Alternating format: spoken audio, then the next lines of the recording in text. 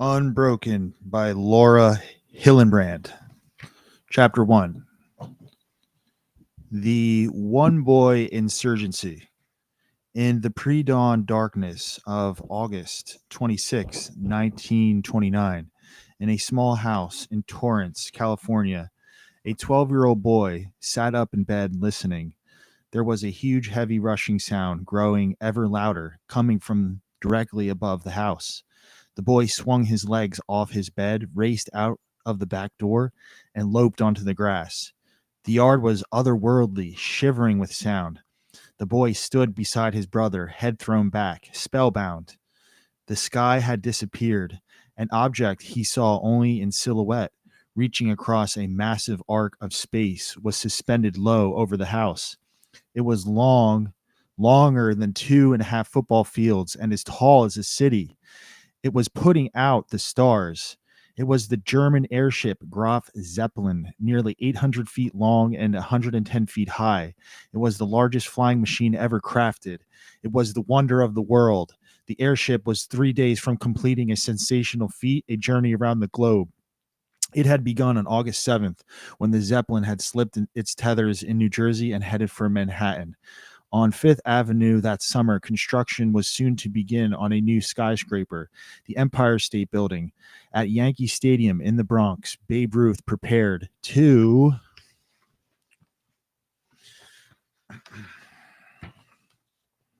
hit his 5-time 100th home run. On Wall Street, stocks raced toward an all-time high. After a lap around the Statue of Liberty, the Zeppelin banked north, then turned over the Atlantic. In time, it reached Europe. The ship passed over Nuremberg, Germany, where an obscure politician named Adolf Hitler had just called for the killing of the weakest babies to strengthen the German race. Then it flew east of Frankfurt, where a Jewish woman was nursing her newborn, Anna Frank. Sailing northeast, the Zeppelin crossed over Siberia, where villagers so isolated they've never seen a train fell to their knees at the sight of it. On August 19th, as 4 million Japanese waved handkerchiefs, the Zeppelin circled Tokyo and sank onto a landing field. 4 days later, the ship rose into a typhoon that whisked it over the Pacific toward America. Passengers gazing from the window saw the ship's shadow following it on the clouds like a huge shark. When the clouds parted, they glimpsed giant creatures turning in the sea that looked like monsters. On August 25th, the Zeppelin reached San Francisco, where crowds thronged the streets to see it. Turning south, it slid through Sunset, across Midnight, and over Torrance, where the boy in his pajamas stood. Under the airship, his feet bare in the grass, he was transfixed. In the dark, he felt the rumble of the craft's engines, but couldn't see the ship itself. He saw only blackness so vast it seemed to swallow heaven itself. The boy's name was Louis Zamperini, the son of Italian immigrants. He'd come into the world in Orleans, New York, on January 26, 1917, an 11.5-pound baby with black hair as coarse as barbed wire. From the moment he could walk, Louis couldn't be corralled. The instant his mother thumped him down and told him to be still, he vanished. If she didn't have her squirming boy clutched in her hands, she usually had no idea where he was. In 1919, when 2-year-old Louis was sick with pneumonia, he climbed out his bedroom window, descended one story, and went on a naked dash through town with a policeman chasing him on a crowd watching in amazement. That's kind of funny. So this guy, Louis, he had experience running through, doing a naked dash through town with a policeman chasing him and a crowd watching in amazement. This guy, Louis, the character. Soon after, during the family's move to California, Louis bolted, ran through the train, and leapt from the caboose. Frantic as the train rolled backward in search of her lost boy, Louis's mother spotted him strolling in perfect serenity. Swept into her arms, Louis smiled. "I knew you'd come back," she said in Italian. In California, the family settled in the Los Angeles suburb of Torrance. Louis was as wild as ever. At 5, he started smoking, picking up cigarette butts while walking to kindergarten. He began drinking one night when he was 8. When he was 8 years old, he began drinking. Whoa. We should never drink. Alcohol should be illegal. Anyways, that's just my opinion. So he hid under the dinner table, snatched glasses of wine, drank them all dry, staggered right off the front porch, and fell into a rose bush. Leaping around one day, he impaled his leg on a bedpost. On another day, a neighbor had to sew his nearly severed toe back on. Well, you can keep alcohol, you can make alcohol 100% illegal, and then let people enter the black market if they want to break the law and do create booze in the black market. Fine, they'll go to jail or they'll get fined, and we'll raise revenue that way. But that's my philosophy. So when Louis came home drenched in oil after diving into an oil rig well and nearly drowning, it took a gallon of turpentine and a lot of scrubbing before his father recognized him. Thrilled by the crashing of boundaries, Louis was untamable. In Torrance, a rebel was born. If it was edible, Louis stole it.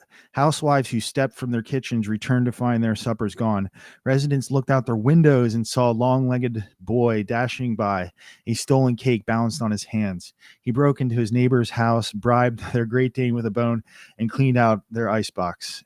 He picked the lock at the town bakery, snatched pies, ate until he was full, and used the rest of as ammunition for ambushes.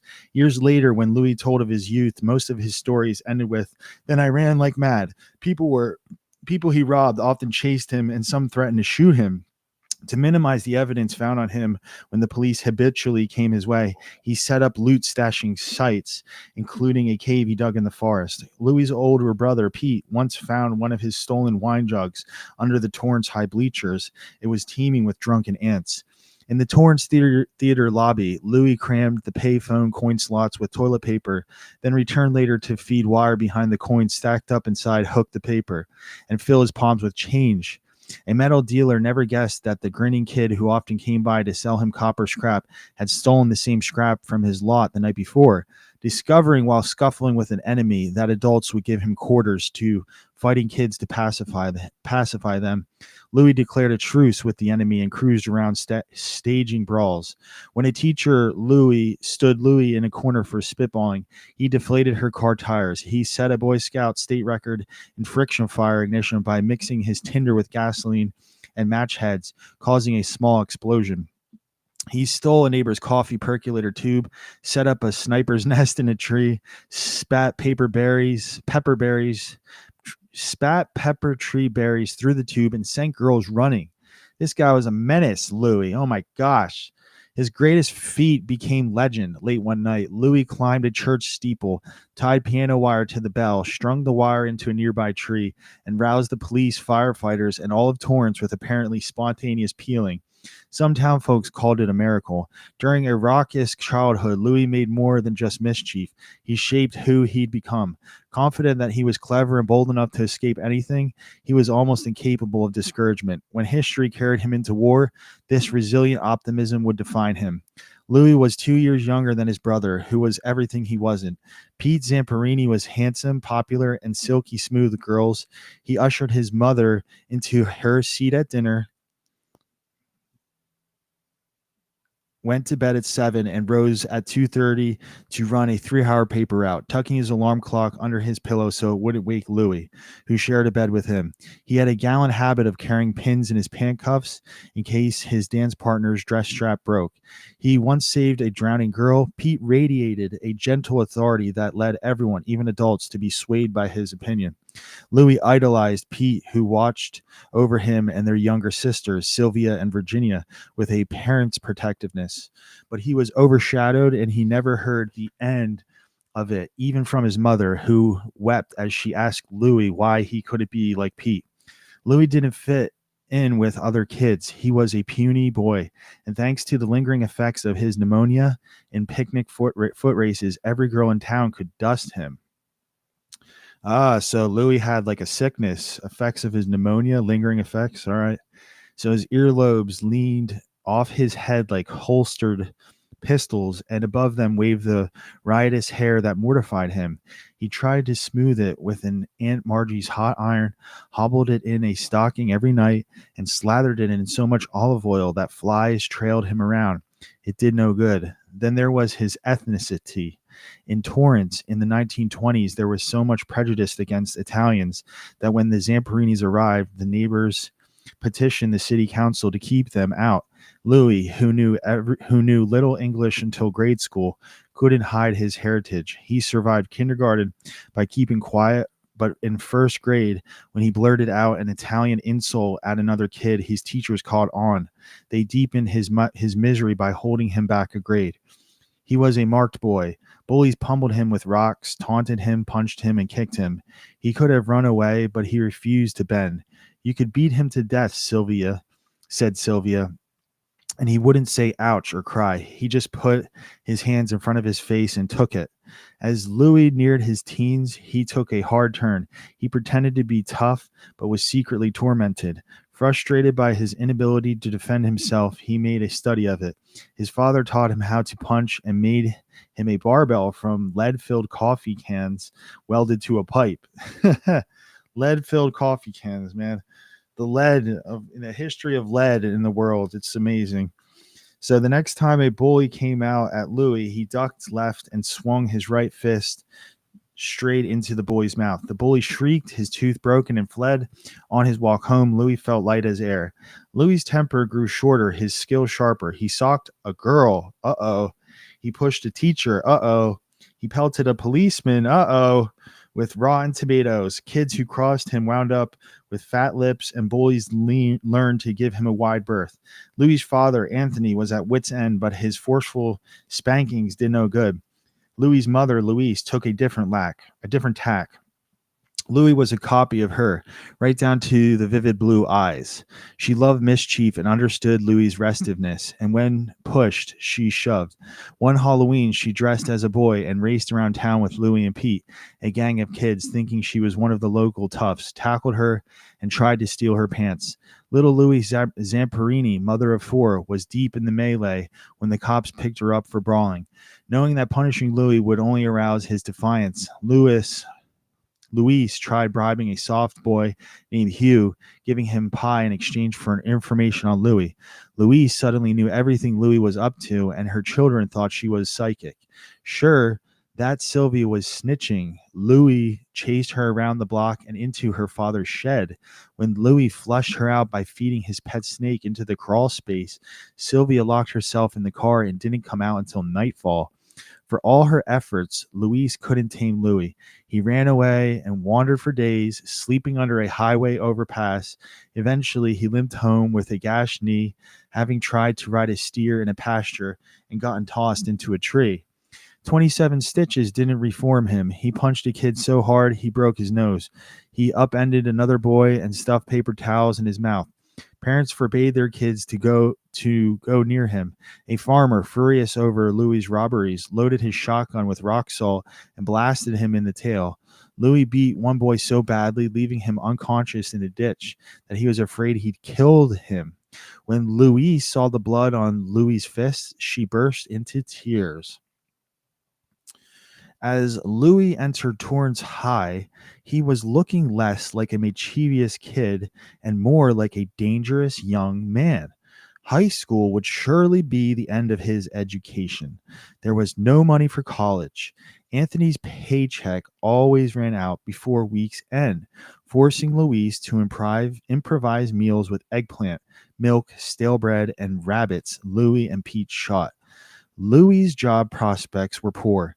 The Depression had come, and nearly a quarter of Americans were unemployed. Louis had no ambitions. If asked what he wanted to do with his life, he would have said, "Be a cowboy." Yeah, me too, kind of. Be a forest ranger or something. That's what I want to be, forest ranger. Or a fishing lure maker, or a video game designer, or Star Fox. In the 1930s, a fake science known as eugenics was gaining a mass following. By preventing unfit people from having children, eugenicists believed the human race would be strengthened.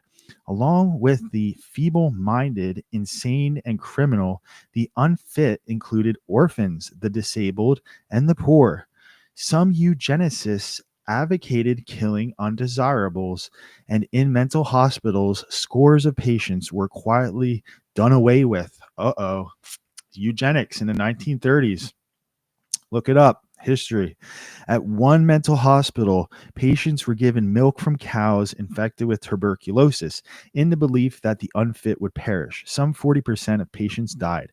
A more popular tool of eugenics was forced sterilization, a surgical procedure that rendered patients unable to have children. The state of California would ultimately sterilize about 20,000 people. Whoa! In the 1930s, the state of California would ultimately sterilize about 20,000 people. Wow, look at that history from a little storybook. Interesting. Factual. Sounds factual to me. Let's ask ChatGPT. When Louis was in his early teens, a local kid was mistakenly deemed feeble minded by state authorities, institutionalized, and barely saved from sterilization by a frantic legal effort by his parents. As a chronic troublemaker, a failing student, and a suspect in Italian, Louis knew he was just the sort of rogue eugenicists would want to call. Ooh, Louis knew he was just the sort of rogue that eugenicists would want to call. Call means like to basically kill or like weaken significantly. Cull, Cull. It's not a very fun word. So, suddenly understanding what he was risking, he felt deeply shaken. He tried to do better. He scrubbed the kitchen floor, but Luis assumed Pete had done it. He baked biscuits and gave them away. He doled out nearly everything he stole. Each attempt Louis made was to right himself ended wrong. At night, he'd lie awake, feeling snared on something, unable to kick free. Far away, he heard the beckoning whistles of trains. Lost in longing, Louis imagined himself as a train rolling away, growing smaller until he disappeared.